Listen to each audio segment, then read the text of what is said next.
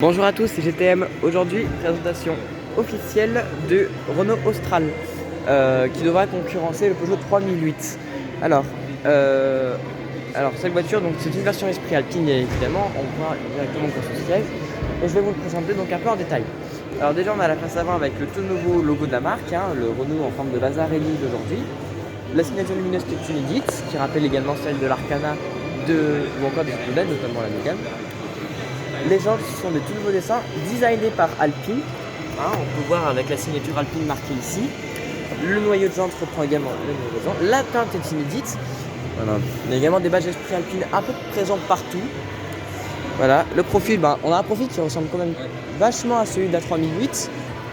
Le volume de coffre lui est énorme et je vais vous le fermer, voilà, électriquement bien sûr, pour pouvoir vous montrer le reste de la voiture. Notamment l'arrière en fait. Donc voilà l'arrière avec donc notamment ces magnifiques feux lumineux, la toute nouvelle signature Toto. Et alors c'est une version essence et comme sinon il y aurait Austral I. Donc voilà.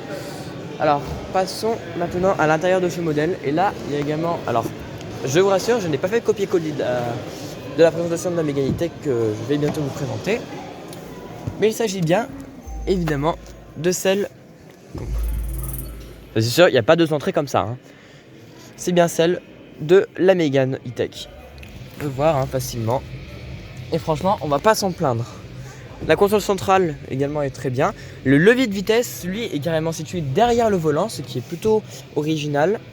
Et bien évidemment on trouve le système d'infodivertissement Google, donc c'est le système le plus vif du marché. Voilà, démonstration et Google.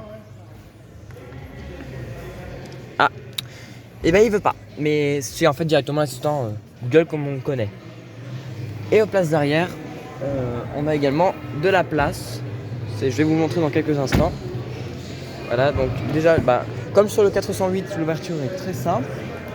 Et surtout, on a de la place.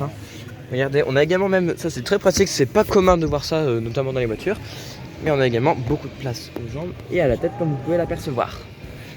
Voilà.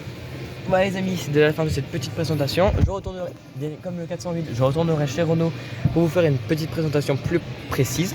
Et moi je vous dis à très bientôt.